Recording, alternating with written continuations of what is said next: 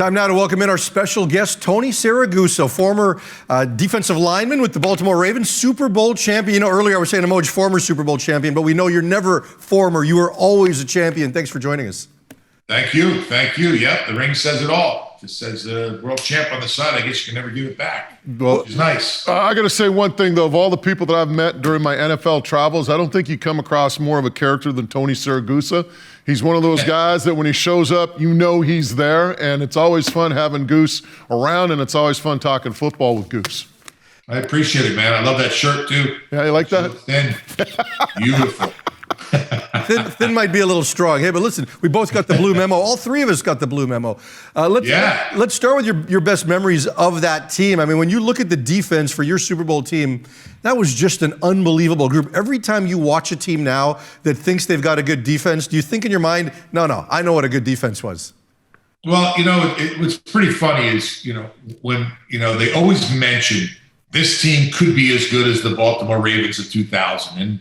And I look and I don't really see it a lot, but then I look to the offensive side, and a lot of the teams that have good defenses or think they have good defenses also have great offenses. And our offense, in the beginning of our season in 2000, we didn't score a touchdown in 5 games. We won 3 of those games with defensive scores and field goals. So it's when you really look at why we feel that we were the best is. We had to get a lot done, by ourselves. And it was funny. I meet up with a lot of the guys who, played on that team and the coaches. I got with Rex Ryan a couple of weeks ago. And when we get together, we're always like, it's almost like we can't even believe it either. So the things that we had to overcome and no one really knows. If I were to ask you guys, who was our starting quarterback week 1? Who was Moj? It wasn't Trent Dilfer, was it? Nope. You got me. Who was it? Come on, guys. Think. That could take a while.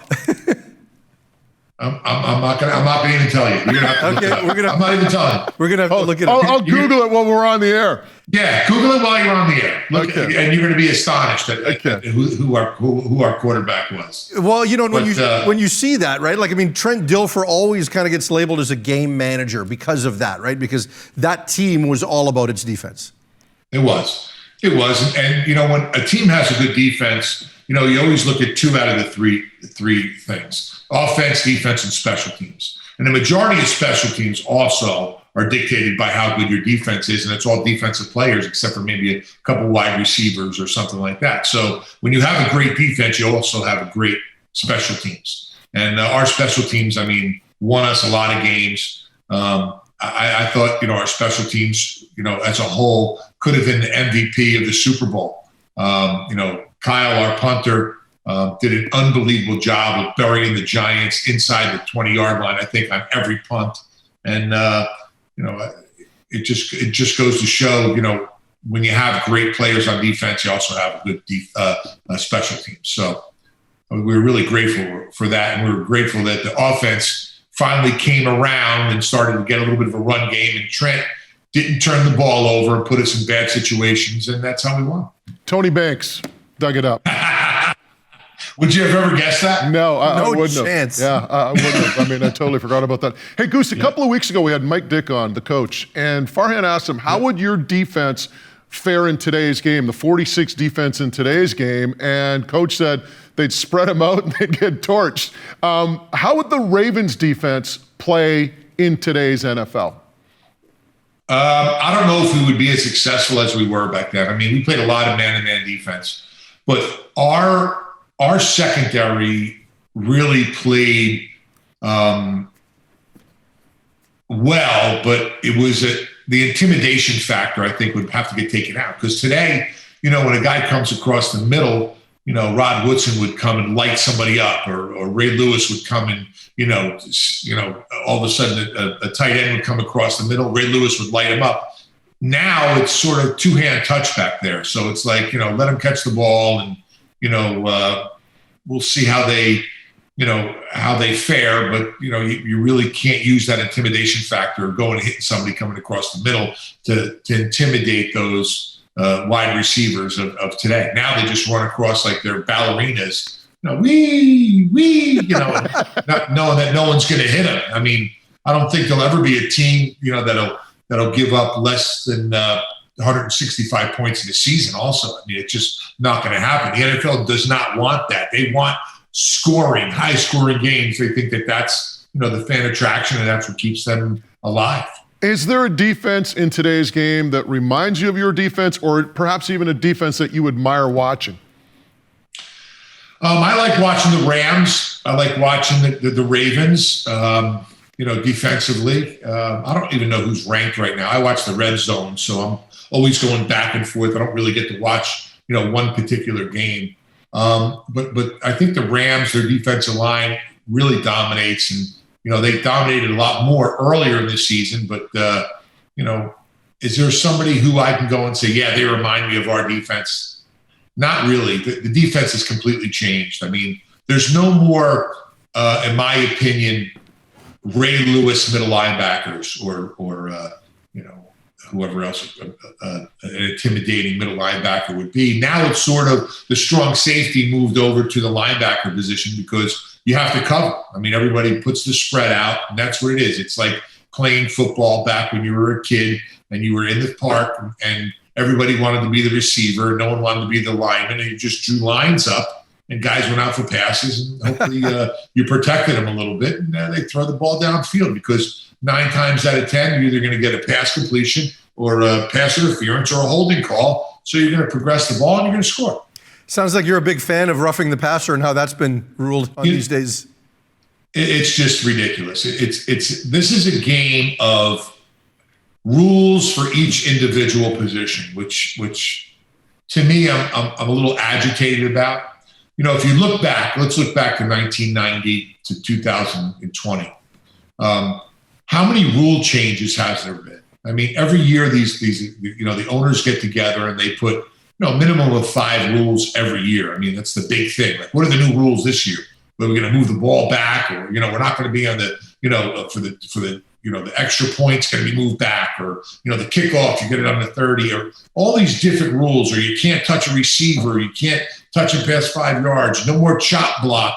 All these rules were just changed the game so much in a 20, 30-year period that it's not the same game. If you talk to a guy who played in the NFL, early 90s, and you told them, listen, you're going to go out there and play now, they'd be like, listen, they put me in jail. They would arrest us. It would just be, it's a just completely different game. And maybe for the better, for, more entertainment-wise, but it's not the same game. And I understand about the guys who played in the 60s and 70s and maybe 80s saying, listen, the 90s weren't the same game. It wasn't. But I think it's been a drastic change from 1990 when I was a rookie to what we're seeing as a game now. One of the guys that's also changed the game is Lamar Jackson. I'm sure you keep track of your old team. Not a good night for Lamar last night, even though they wound up winning. But generally, this guy's played the game at an elite level. Can the Ravens win a Super Bowl with Lamar Jackson as their quarterback? I mean, I think so. I think he's, I think, last night with the interceptions, I think watching him as a defensive lineman, he needs to look players off a little bit better. I think he knows where he's going. He has his favorite receivers, but he's almost telegraphing what direction he's going. And not only interceptions, as you see a lot of guys putting their hands up in front of them, looking for a block pass, or which are just as good, in my opinion, as a breakup in the secondary. When you can do that on a line of scrimmage. But he has the wheels. He has the skills. I mean, there's not as an exciting player on the field watching him play the game as Lamar is. He has a good defense. They're all over the place. They bring the pressure. I just wish they brought more pressure. And they have the special teams also. I mean, when you have a kicker like Tuck, I mean, it's just, you get inside the 50, you got an opportunity to get 3 points. I mean, not a lot of people in the NFL can say that. Hey, Goose, before we let you go, what are you up to now? So now I'm down here. I retired down in Jupiter, Florida. I opened up a company probably 7-8 years ago called Titan Aviation Group.